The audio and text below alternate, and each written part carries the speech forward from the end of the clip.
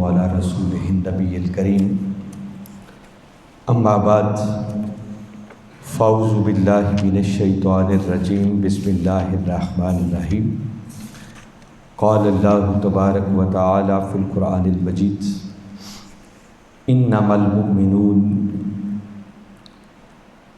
الذین اذا ذکر اللہ وجلت قلوبهم وَإِذَا تُلِيَتْ عَلَيْهِمْ آيَاتُهُ زَادَتْهُمْ إِيمَانًا وَعَلَى رَبِّهِمْ يَتَوَكَّلُونَ صدق اللہ العظیم۔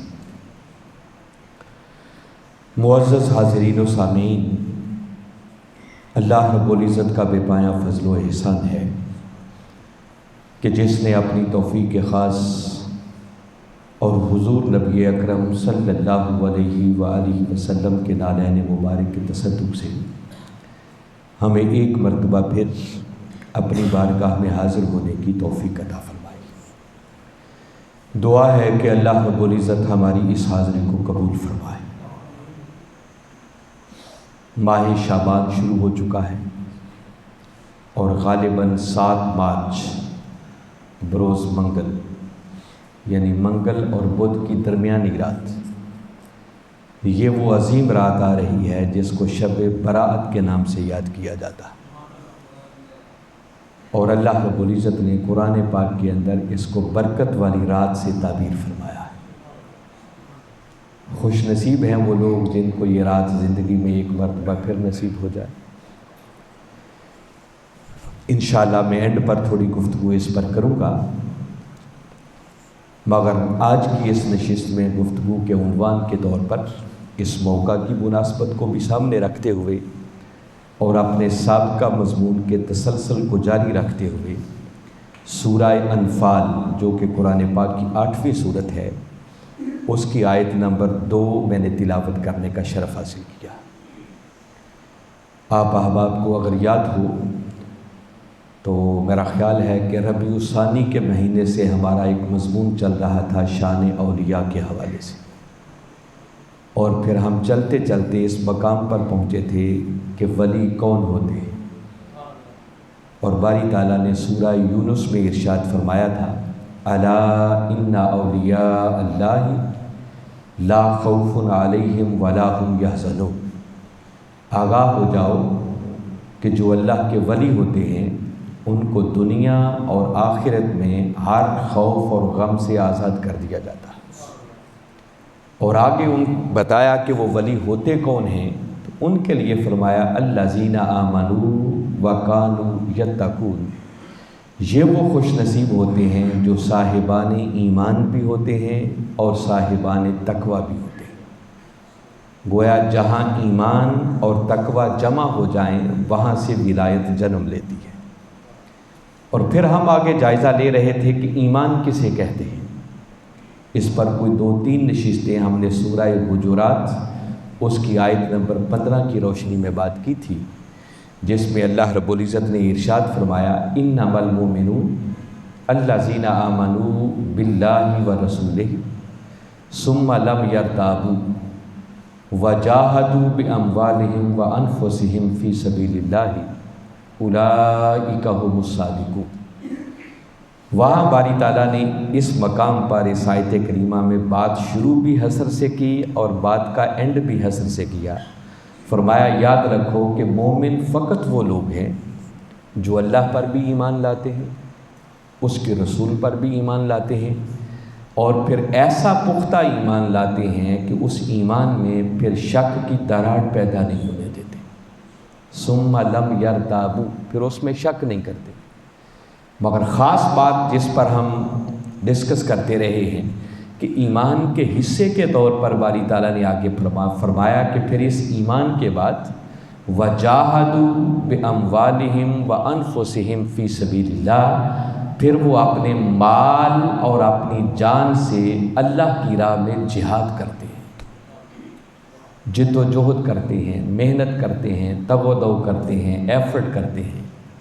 مگر فار واٹ، یہ ان ڈیٹیل میں نے بتایا تھا کہ اللہ رب العزت نے ہمیں زندگی گزارنے کے لیے جو نظام عطا کیا ہے، جسے وہ اسلام سے تعبیر کرتا ہے، دین حق سے تعبیر کرتا ہے، اور جس دین کو باطل نظاموں پر غالب کرنے کے لیے اللہ نے اپنے محبوب مکرم صلی اللہ علیہ وسلم کو بھیجا، تو اس دین کے غلبہ کے لیے محنت کرنا، تگ و دو کرنا، جد و جہد کرنا، ایفرٹ کرنا، اور اپنی جان اور مال کو اس مقصد کے لیے کھپانا، یہ در حقیقت اللہ کی راہ میں جہاد کرنا ہے۔ اور اس کو باری تعالیٰ نے ایمان کے حصے کے طور پر بیان کیا، اور اینڈ اس آیت کا کیا، فرمایا اولئک هم الصادقون، جو ان تقاضوں کو پورا کرتے ہیں حقیقت میں وہی اپنے دعوی ایمان میں سچے ہیں۔ اس موضوع پر بڑی ڈیٹیل سے بات ہو چکی ہے۔ آج قرآن پاک کا ایک دوسرا مقام جو میں نے بتایا کہ سورہ انفال قرآن پاک کی 8ویں سورت ہے، اور اس کی آیت نمبر 2 سے یہ مضمون شروع ہوتا ہے، اور بالکل اسی انداز میں باری تعالیٰ نے یہاں بھی بات انما المؤمنون کہہ کے شروع کی۔ حصر ہے کہ مومن کون ہوتے ہیں، یہاں ایک اور انداز اس کا بتایا، اور یقیناً یہ سب ایمان کے بنیادی تقاضے ہیں، اور جب تک یہ سارے تقاضے پورے نہ ہوں تب تک صحیح معنوں میں بندہ مومن کہلانے کا حقدار نہیں ہے۔ آج اس مقام کو ہم دیکھتے ہیں۔ تو باری تعالیٰ نے یہاں بھی بات یوں شروع کی، فرمایا انما المؤمنون، جس کا معنی ہے کہ مومن فقط وہ ہے، اس کے علاوہ مومن کہلانے کے کوئی حقدار نہیں ہے۔ کون؟ الذین اذا ذکر اللہ وجلت قلوبہم، فرمایا مومن فقط وہ ہیں کہ جب ان کے ہاں اللہ کا ذکر کیا جائے تو اللہ کا ذکر سنتے ہی ان کے دلوں پر خوف طاری ہو جاتا ہے۔ اور ساتھ ساتھ ذرا ہم اپنے ایمانوں کا جائزہ لیتے جائیں کہ ہم ایمان کے کس بانی میں کھڑے ہیں۔ آج ہمارے دلوں میں خدا کا خوف کتنا باقی رہ گیا ہے۔ فرمایا مومن صرف وہ ہیں کہ جب اللہ کا ذکر کیا جاتا ہے تو اللہ کے ذکر سے ان کے دلوں پر ایک وجل کی کیفیت، خوف طاری ہو جاتا ہے۔ وَإِذَا تُلِيَتْ عَلَيْهِمْ آيَاتُهُ زَادَتْهُمْ ایمانا، اور فرمایا پھر جب ان پر آیات کی تلاوت کی جاتی ہے، جب وہ میرے قرآن کو سنتے ہیں تو فرمایا سنتے ہی ان کا ایمان پہلے سے بھی اور بڑھ جاتا ہے۔ یہ ساری چیزیں بڑی قابل غور ہیں۔ اور تیسری خوبی آگے بیان کی، وَعَلَىٰ رَبِّهِمْ يَتَوَكَّلُونَ، اور مومن صرف وہ ہیں جو اپنے رب پر ہی توکل کرتے ہیں۔ پھر آگے فرمایا یہ کون لوگ ہیں؟ الذین یقیمون الصلاۃ، یہ وہ لوگ ہیں جو نماز قائم کرتے ہیں، وَمِمَّا رَزَقْنَاهُمْ يُنْفِقُونَ، اور ہمارے دیے ہوئے رزق میں سے خرچ کرتے ہیں۔ یہ 5 چیزیں بیان کرنے کے بعد، جیسے شروع میں باری تعالیٰ نے حصر سے بات کا آغاز کیا، آگے پھر اگلی آیت میں زور دے کے کہا اولئک هم المؤمنون حقا، فرمایا جو ان تقاضوں کو پورا کرتے ہیں حقیقت میں مومن کہلانے کے حقدار یہی ہیں۔ حقیقت میں یہی، دیکھیں نا، اولئک کلمہ حصر ہے، اور پھر آگے ایک زوردار لفظ استعمال کیا، اولئک هم المؤمنون حقا، حقیقت میں سچے مومن صرف اور صرف یہی لوگ ہیں۔ اور پھر ان کی آگے شان اور عظمت بیان کی، لہم درجات عند ربہم، پھر ان کے رب کے پاس ان کے لیے بڑے اونچے درجات ہیں، ومغفرۃ، اور انہی کے لیے پھر اللہ کے ہاں مغفرت ہے، بخشش ہے، ورزق کریم، اور اللہ کے ہاں ان کے لیے بڑا بلند درجہ رزق ہے۔ تو یہ دوسرا مقام ہے قرآن پاک کے اندر جہاں باری تعالیٰ نے حصر کے انداز میں مومن کو ڈیفائن کیا کہ مومن کون ہوتا ہے۔ اب دوبارہ ذرا انہی تقاضوں پر آ جائیں، پھر غور کریں۔ باری تعالیٰ نے فرمایا کہ مومن صرف وہ ہیں جن کی پہلی خوبی اور پہچان یہ ہے کہ اگر وہ اللہ اور اس کے رسول پر ایمان لاتے ہیں، جیسے آپ نے ایک آیت میں سن لیا، تو فرمایا اس ایمان کی پہچان یہ ہے کہ پھر جب ان کے ہاں اللہ کا ذکر کیا جاتا ہے تو اس ذکر کے سنتے ہی ان کے دلوں پر خوف طاری ہو جاتا ہے۔ اس کو لائٹلی نہیں لیتے. اگر اللہ کی یاد سے کٹ گئے ہوں تو وہ یاد دوبارہ بحال ہو جاتی ہے. اور اللہ رب العزت کے قرآن کی آیات کی جب وہ تلاوت سنتے ہیں تو تلاوت سن کر پھر ان کا ایمان پہلے سے بھی اور بڑھ جاتا ہے. یہ دونوں چیزیں بھی آپس میں بڑی لنک ہیں. ان کو اور مقامات پر پڑھے نا تو قرآن کی آیات کی تلاوت اور پھر اس کے ساتھ اللہ کا خوف، یہ دونوں بڑی لازم و ملزوم ہیں. دیکھیں نا، جب ہم مومن کی بات کر رہے ہیں اور یہاں تعریف ہو رہی ہے کہ حقیقت میں مومن کون ہے، تو جب ہم ایمان لے آتے ہیں کہ ہم اللہ اور اس کے رسول پر ایمان لے آئے، تو اللہ پر ایمان لانے کا معنی تو یہ ہے نا کہ اس کی تمام تر شانوں کے ساتھ پھر ہم اس کو مانیں. اور بندہ صرف اتنا ہی جب غور کرتا ہے کہ اس نے سورہ فاتحہ میں اپنا تعارف کروایا اور کہا مالک یوم الدین، وہ روز جزا کا مالک ہے، اس کے عدل کا تصور کر کے ہی پھر رونگٹے کھڑے ہو جانے چاہیے، انسان کا دل کانپ اٹھنا چاہیے. اور یہ مقام، یہ شان اگر دیکھنا ہو تو قرآن پاک میں باری تعالیٰ نے کئی ایک مقامات پر یہی بات کی. آپ کبھی سورہ زمر کو پڑھیں. سورہ زمر قرآن پاک کا 39واں سورہ ہے اور اس کی آیت نمبر 23. جو میں نے کہا نا، قرآن کی بات اور دلوں پر خوف کے طاری ہونے کی بات، یہ آپس میں بڑی انٹر لنکڈ ہے. فرمایا اللہ نزل احسن الحدیث کتاب متشابہ مثانیہ. فرمایا اللہ نے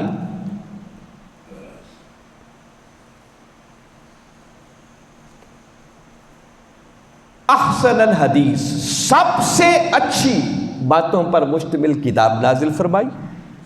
متشابہاً، جس کی باتیں اپنے نظم اور معانی کے اندر آپس میں بڑی ملتی جلتی ہیں، ایک دوسرے کے متشابہ ہیں.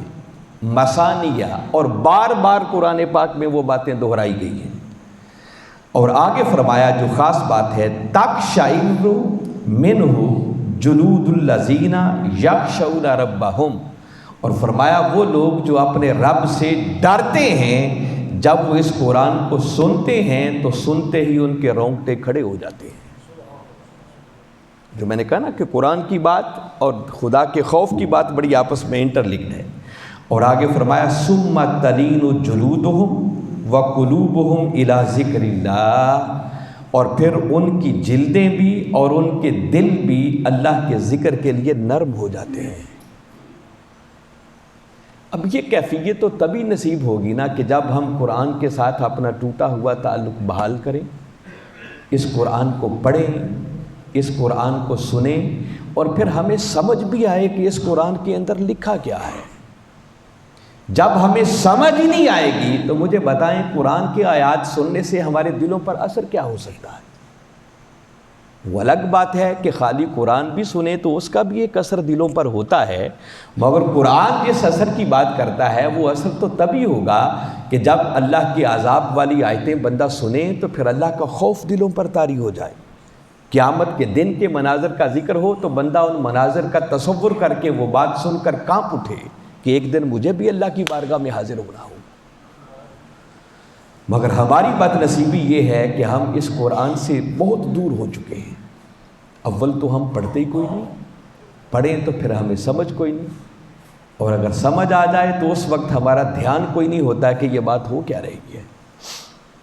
حالانکہ آپ کبھی 7ویں پارے کی پہلی آیت کو پڑھیں، جن کو اس قرآن کی سمجھ آ جاتی ان کے لیے باری تعالیٰ نے فرمایا وَإِذَا سَمِعُوا مَا أُنزِلَ إِلَى الرَّسُولِ تَرَىٰ أَعْيُنَهُمْ تَفِيضُ مِنَ الدَّمْعِ. فرمایا ہے میرے محبوب مکرم صلی اللہ علیہ وسلم، آپ دیکھتے ہیں کہ جب یہ لوگ اس کلام کو سنتے ہیں، اس قرآن کو سنتے ہیں جو ہم نے آپ کی طرف نازل کیا، تو اس قرآن کے سنتے ہی ان کی آنکھوں سے آنسو رواں ہو جاتے ہیں. تو آنسو کن کی آنکھوں سے رواں ہوں گے؟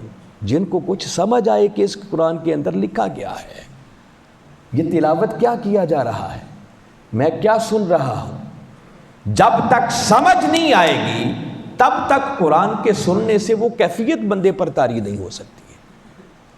اس لیے اگر ایمان کے اس تقاضے کو بھی ہم پورا کرنا چاہتے ہیں کہ ہم خدا سے ڈرنے والے بن جائیں، تو خدا سے ڈرنے کے لیے اس کے نازل کردہ قرآن کا سننا بہت ضروری ہے، اس کا پڑھنا اور اس کا سمجھنا بندے کے لیے بہت ضروری ہے۔ دیکھو نا، یہاں پر بھی باری تعالیٰ نے پہلے بات کی، اللہ نزل احسن الحدیث، اللہ نے سب سے اچھی بات نازل فرمائی ایک کتاب کی شکل میں، جس کی باتیں اپنے نظم اور معانی کے اندر آپس میں بڑی ملتی جلتی ہیں اور بار بار دہرائی گئی ہیں۔ تقشعر منہ جلود الذین یخشون ربہم، اور وہ لوگ جو اللہ سے ڈرتے ہیں جب اس قرآن کو سنتے ہیں تو پھر ان کے رونگٹے کھڑے ہو جاتے ہیں، ان کے جسم کانپ اٹھتے ہیں۔ کئی مقامات پر مختلف جگہوں پر اسی بات کا ذکر ہے۔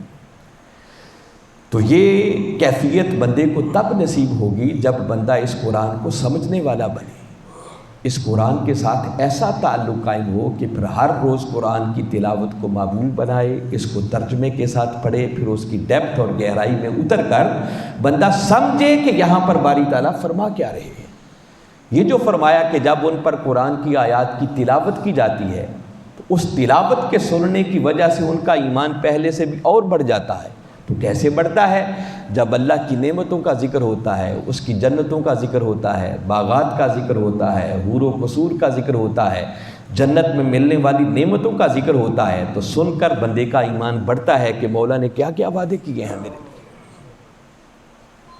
وہ تو جو اس راستے پر چلنے والے ہیں اور قرآن کے ساتھ اپنا صحیح تعلق قائم کر لیتے ہیں، پھر ان کو تو اللہ یہ کیفیت اور یہ حال عطا کرتا ہے کہ ادھر وہ قرآن پڑھتے ہیں اور ادھر چشم تصور میں گم ہو کر ان وادیوں کی سیر کرتے ہیں۔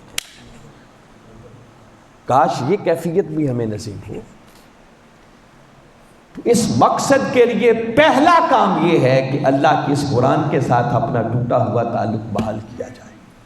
جب تک اس قرآن کے ساتھ نہیں جڑتے تب تک یہ کیفیات نصیب نہیں ہوتی ہیں۔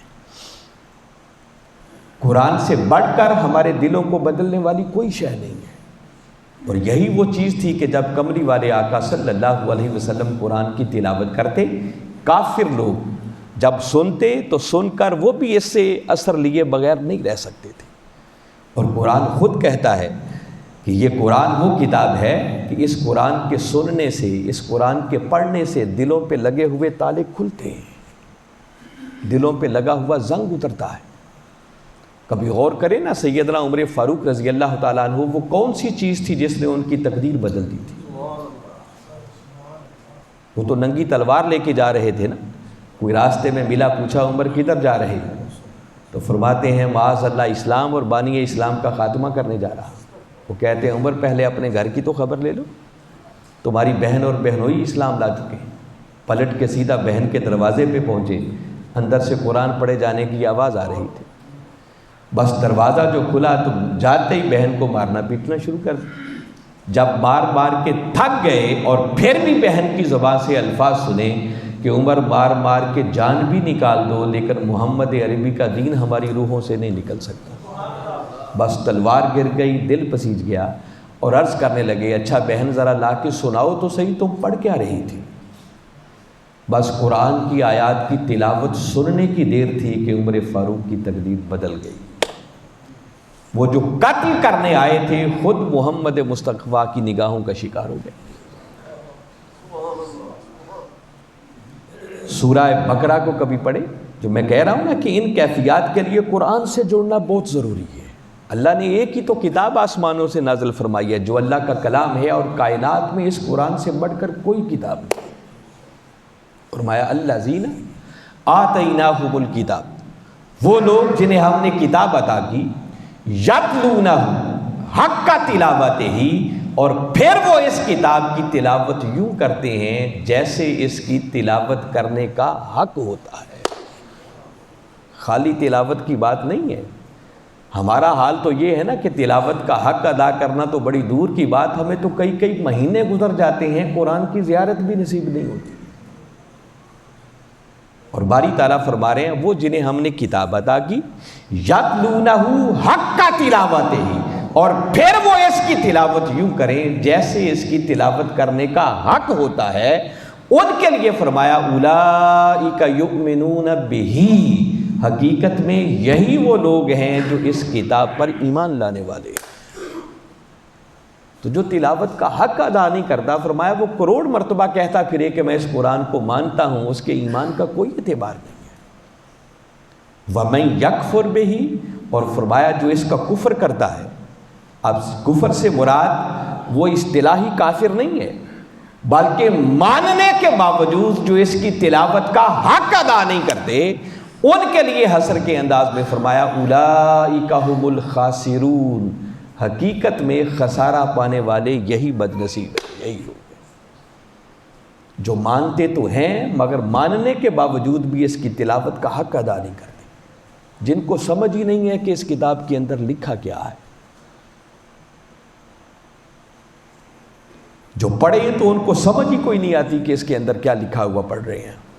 تو فرمایا یہ حقیقت میں خسارہ پانے والی لوگ، اس سے بڑا گھاٹا کیا ہے کہ وہ کتاب جو دنیا اور آخرت کے رازوں سے آگاہ کرنے والی کتاب ہے، ہماری زندگی بیت جائے اور ہمیں سمجھ ہی نہ آئے کہ اس قرآن کے اندر لکھا کیا ہے۔ تو اس قرآن کے ساتھ اپنا تعلق پیدا کرنے کی ضرورت ہے۔ تاجدار کائنات صلی اللہ علیہ وسلم کی یہی کیفیات ہوتی۔ سیدنا صدیق اکبر رضی اللہ تعالیٰ عنہ آپ روایت کرتے ہیں، کہتے ہیں کہ میں نے خود کملی والے آقا صلی اللہ علیہ وسلم سے ایک دن سوال کیا اور عرض کی کہ آقا کیا آپ بوڑھے ہو گئے ہیں یا آپ کے بال سفید ہو گئے ہیں؟ تو میرے آقا صلی اللہ علیہ وسلم فرمانے لگے کہ ابو بکر، سورہ ہود، سورہ واقعہ اور سورہ مرسلات نے مجھے بوڑھا کر دیا ہے۔ ان صورتوں کے اندر قیامت کے دن کے واقعات کا ذکر ہے۔ فرمایا ان صورتوں نے مجھے بوڑھا کر دیا ہے۔ تو مجھے بتائیں، جن ہم لوگوں کو خبر ہی نہیں ہے کہ قرآن کے اندر لکھا کیا ہے، تو قرآن ہم پر کیا اثر کرے گا؟ ام المومنین حضرت عائشہ صدیقہ رضی اللہ تعالیٰ عنہ بیان کرتی ہیں کہ کملی والے آقا صلی اللہ علیہ وسلم نے فرمایا کہ اس کائنات کے اندر مجھ سے بڑھ کر اللہ سے ڈرنے والا اور کوئی نہیں، اور فرمایا مجھ سے بڑھ کر اللہ کو جاننے والا بھی کوئی نہیں ہے۔ لیکن یہ جو پہلی بات بیان کی ہے کہ مومن صرف وہ لوگ ہیں کہ جب ان کے ہاں اللہ کا ذکر کیا جائے تو ان کے دلوں پر اللہ کا خوف، وجل کی کیفیت طاری ہو جاتی ہے۔ اب ذرا ایک لمحے کے لیے سوچنے کی ضرورت ہے کہ کملی والے آقا صلی اللہ علیہ وسلم تو وہ ہستی ہیں کہ جن پر اجماع ہے، ہر کوئی سمجھتا ہے کہ وہ معصوم ہیں، گناہ کا تو وہاں تصور ہی کوئی نہیں، تو پھر خوف کیسا، پھر ڈرنا کیسا؟ یہ وہ خاص کرم ہوتا ہے جس کو نصیب ہو جائے کہ جو جتنا قرب پاتا ہے پھر وہ اتنا ہی اللہ سے ڈرتا ہے، اللہ کے جلال سے، اس کی عظمت سے، اس کی شان بے نیازی سے۔ ایک ہے کہ اس کے خوف سے گناہوں کا ترک کر دینا، یہ عام مومنوں کا، مسلمانوں کا خوف ہے، مگر اس کے جلال، اس کی عظمت اور اس کی شان بے نیازی کا تصور کر کے کانپ اٹھنا اور اس سے ڈرنا اور آنسو بہانا، جو کملی والے آقا صلی اللہ علیہ وسلم بیان کر رہے ہیں، یہ خوف اور یہ ڈر وہ ہے جو انبیاء کا، مرسلین کا، ملائکہ کا اور اولیاء کاملین کا خوف ہوتا ہے۔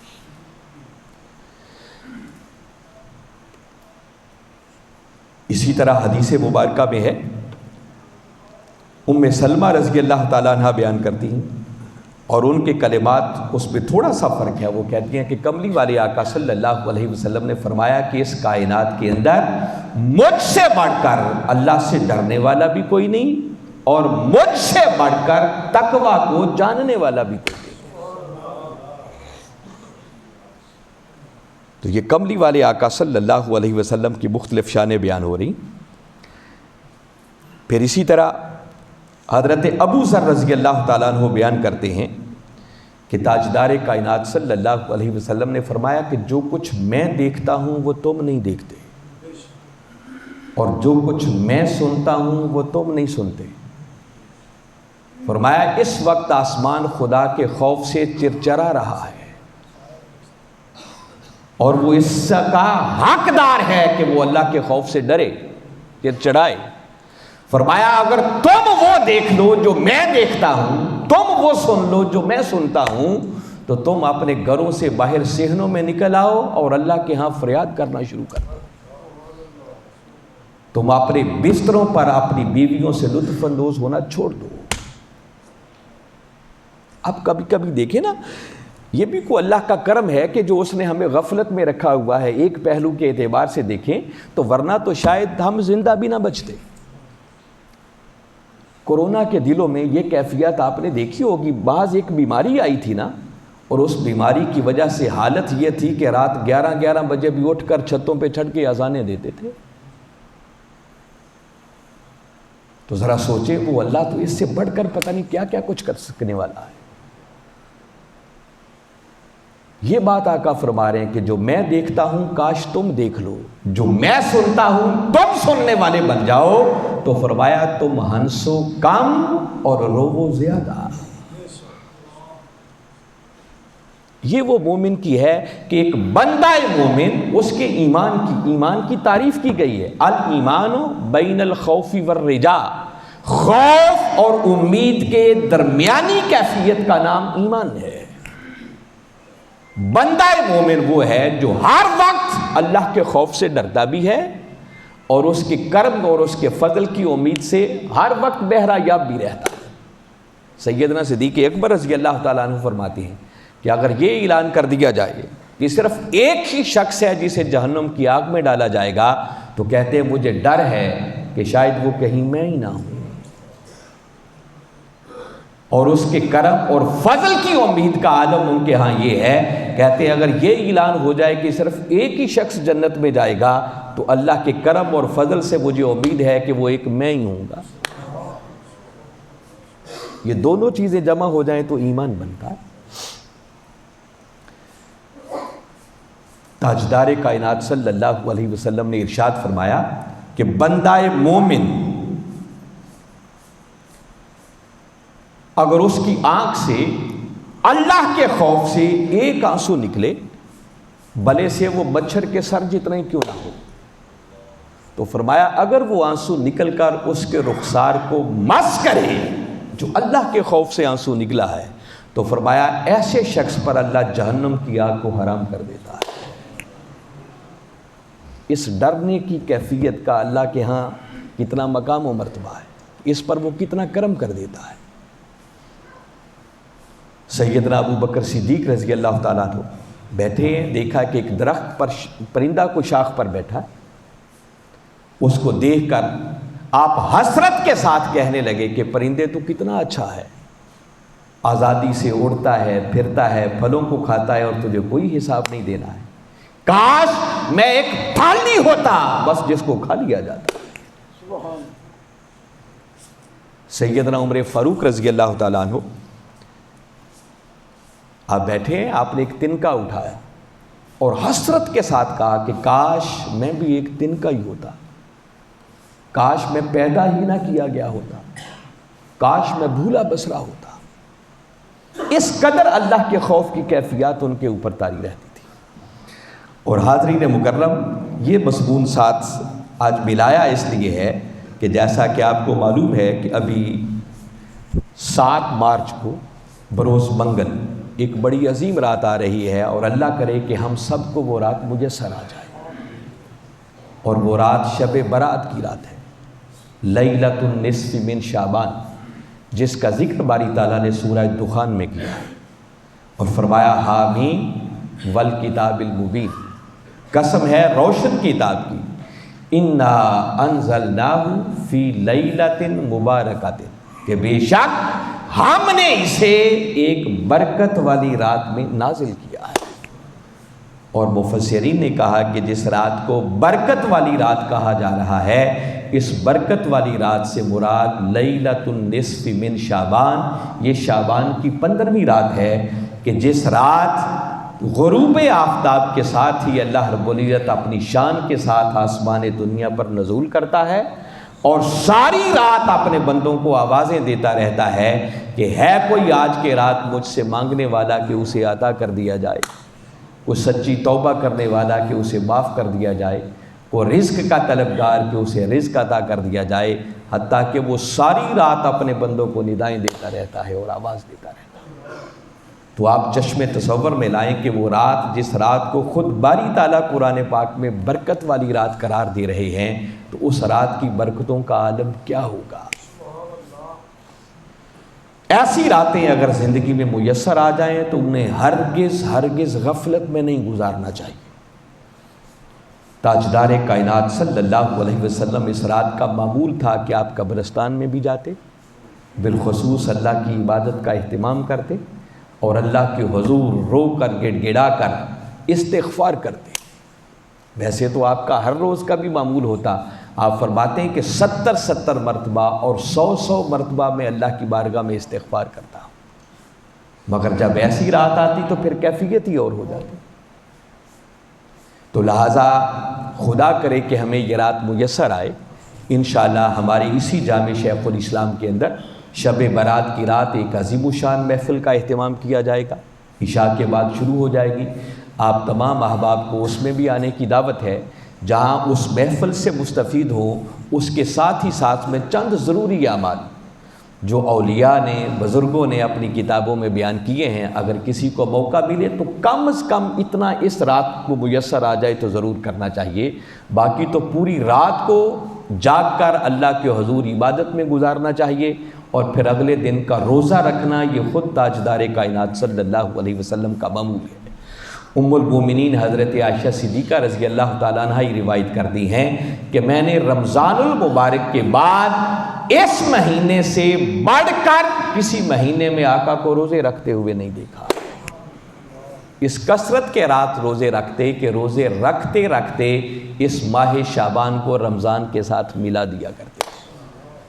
تو بالخصوص 15 شعبان کا روزہ تو آپ کی سنت مبارکہ ہے، تو روزہ بھی رکھیں اور رات عبادت میں بھی گزاریں۔ سورہ یاسین کم از کم 3 مرتبہ اس کی تلاوت ضرور ہونی چاہیے اس رات میں۔ پھر اس کے بعد سورہ الدخان، یہ قرآن پاک کا 44واں سورہ ہے، جن کی آیات میں نے تلاوت کی، جس میں شب برات کا ذکر آتا ہے کہ انا انزلناہ فی لیلۃ مبارکۃ۔ اس پوری سورہ مبارکہ کا مختصر صورت ہے، بہت لمبی نہیں ہے، کم از کم 3 مرتبہ اس کی تلاوت کریں، اور جو پوری سورت کی 3 مرتبہ تلاوت نہ کر سکے تو اس کی ابتدائی 8 آیتوں کی 30 مرتبہ تلاوت کریں۔ پھر اس کے علاوہ آیت کریمہ جو حضرت یونس علیہ السلام کا ذکر تھا، لا الہ الا انت سبحانک انی کنت من الظالمین، کم از کم منیمم 100 مرتبہ ایک تسبیح اس کی کریں۔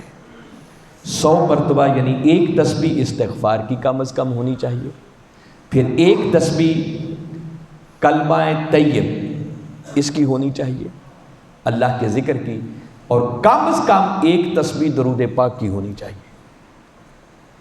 پھر اس کے علاوہ محفل کا اہتمام ہوگا، اس محفل سے مستفید ہوں، اور جب ساری محفل اینڈ کریں اور خصوصی طور پر مولا کی بارگاہ میں جھک کر دعا کریں تو اپنی دعاؤں کے اندر اس دعا کو کثرت کے ساتھ کریں کہ اللہم انک عفو تحب العفو فاعف عنی، اللہم انک عفو، مولا بے شک تو معاف کرنے والا ہے، تحب العفو، معافی کو تو بڑا پسند کرتا ہے، فاعف عنی، پس تو مجھے معاف کر دے۔ اس دعا کو کثرت کے ساتھ کرے، ہو سکے تو اس کی بھی پوری تسبیح بے شک کرے، مگر خاص اللہ کے حضور جھک کر اپنے گناہوں کی بخشش طلب کرنے کی کوشش کرنی چاہیے۔ اللہ کی بارگاہ میں دعا ہے کہ باری تعالیٰ اس شب برات کی رات کی عظمتوں سے اور اس کی فضیلتوں سے ہمیں مستفید ہو کر اپنی دنیا اور آخرت کو سنوارنے کی توفیق عطا فرمائے۔ وما علینا الا البلاغ۔